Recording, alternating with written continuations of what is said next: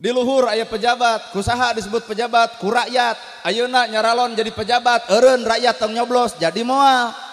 Heueuh, matakna ka para pejabat teh entong sok ieu tong sombong, turun ka rakyat atuh. Moal mungkin jadi pejabat tanpa dicoblos ku rakyat, mata geus jara di pejabat tong legeg-legeg teuing, maneh teh pamere rakyat. Hargaan ka hayang rakyat, hargaan ka susah rakyat, gera bandungan ka nyeri rakyat, gera susut cai panon rakyat, tah eta pamimpin anu diarep-arep ku rakyat. Lain alus janji tapi hayang bukti, lain alus nyorocos tapi hayang buktos. Iblis teh ahli ibadah, iblis teh ahli masjid, iblis teh ahli Quran. 70% ilmu sebenarnya aya di iblis, Pak. Tapi nah iblis terjadi kakasih Allah, hiji penyakitna sombong.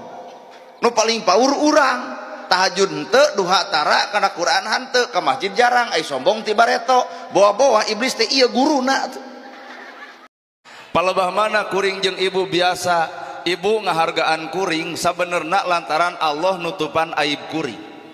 Ibu dihargaan ku batur sebenarnya Allah nutupan aib ibu. Allah wae nutupan aib ibu, Allah wae nutupan aib kuring. Na ari jelema bet nyokelan aib batur, ari urang makhluk sahanya. Allah nu boga urang manusia ditutupan aibna, tapi naha ari jelema bet nyokelan aibna. Artina urang mah keuna ku hawa nafsu sorangan. Matak lamun ibu hayang boga ilmu, siapkeun wadahna. Lain sakola luhur, da teu saeutik sakolana luhur tapi akhlak mah eueuh.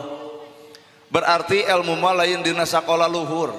Dina naon atuh ilmu mah dina wadah anu alus. Naon eta wadah? Eusi hate. Keur mah hirup bodo saban geureuh ka batur, bodo wae kitu kalakuan, komo pinter moal teu ngaledek batur. Heueuh well. Ibu hayang beunghar babari, siapkeun we wadahna. Keur mah hirup sangsara tapi tudang tuding wae ka batur, batur beunghar disebut nyegi. Batur beunghar majarkeun nuyul. Kabeneran jelema beunghar teh boga budak botak da anyar ekah nolol tina janela pan ditunjuk tuh tuyulna. Keur mah hirup sangsara tapi loba jelema nyeri hate ku bibir urang, maka harta moal eunteup ka jelema nu kotor hate, sabab Allah mah uninga kana rasiko. Sangsara wae kitu kalakuan, komo beunghar moal teu adigung ku kabeungharan. Matak cek kuringnya nu matak susah, nu matak jangar, nu matak lieur, nu matak bimbang, lain takdir Allah Pak. Kahayang urang matak hirup hayang jongjon hayang tenang, tong loba teuing kahayang. Ai bisa diuk dina samak mah teu kudu butuh kursi atuh.